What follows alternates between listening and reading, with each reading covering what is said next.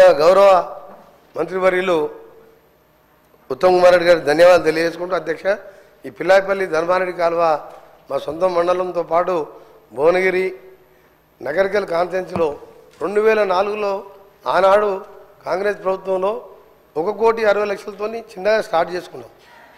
ఆ తర్వాత 26 కోట్లు ఒకసారి నేను మినిస్టర్గా ఉన్నప్పుడు అప్పుడు 2009లో శాంక్షన్ చేయడం జరిగింది.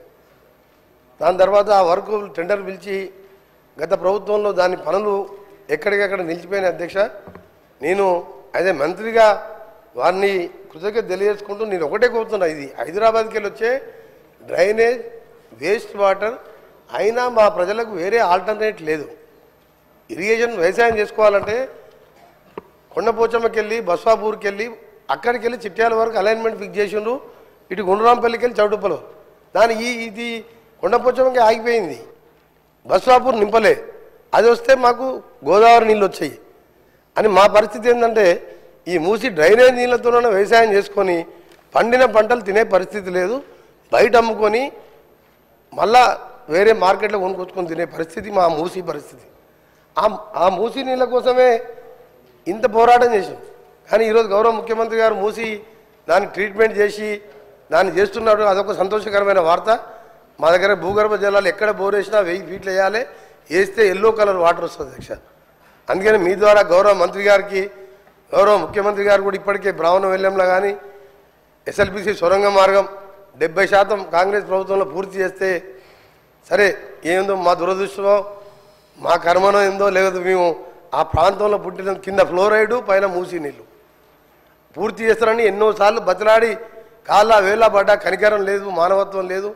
సొరంగాన్ని పండబెట్టిను బ్రాహ్మణ వెల్లంలో ఈ 11 నెలలనే మీ మంత్రి గారు డిప్యూటీ సీఎం గారు సీఎం గారు వచ్చి నీళ్లు వదిలిపెట్టాను.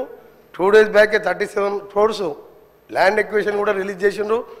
నెక్స్ట్ వీక్ మళ్ళీ ఒక 35 కోట్లు ఇచ్చి లెఫ్ట్ కెనాల్ ఆ తర్వాత రైట్ కెనాల్ కూడా పూర్తి చేస్తామని మంత్రులందరూ కూడా హామీ ఇచ్చిన అధ్యక్ష.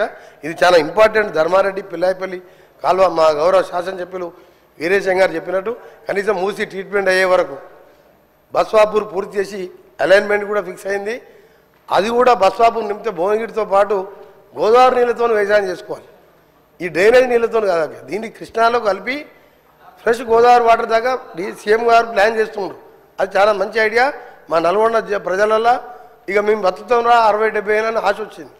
10 ఏళ్ళల్లో 7 లక్షల కోట్లు తెచ్చి నల్గొండ జిల్లాని 70% పూర్తయిన ప్రాజెక్ట్ అని పక్కన పెట్టాను. అందుకని ప్రజలు కూడా మన ఎన్నికల్లో సరిపోయిన బుద్ధి చెప్పి ఎక్కడ డిపెండ్ రాలే, ఒక్క దగ్గర 2-3 వేలతోని ఏకలింగం గెలిచింది తప్ప. అందుకని మాకు అందరూ 60-70 వేలతో గెలిచినాం, 60-70 వేలతో గెలిచినాం అధ్యక్ష, 60-70 వేలతో గెలిచినాం. ఎందుకు గెలిచినాం అంటే సార్ కరెక్ట్ వాస్తవాలు చెప్పాలి సార్.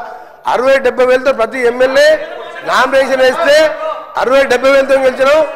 నల్గొండ పార్లమెంట్ సభ్యుడు భారతదేశంలో సౌత్ ఇండియాలో 5,75,000 ఓట్లతో గెలిచిందంటే మా ప్రజలు గత ప్రభుత్వం మీద ఎంత కసిగా ఉన్నారో అది ఎగ్జాంపుల్ సార్ దగ్గర.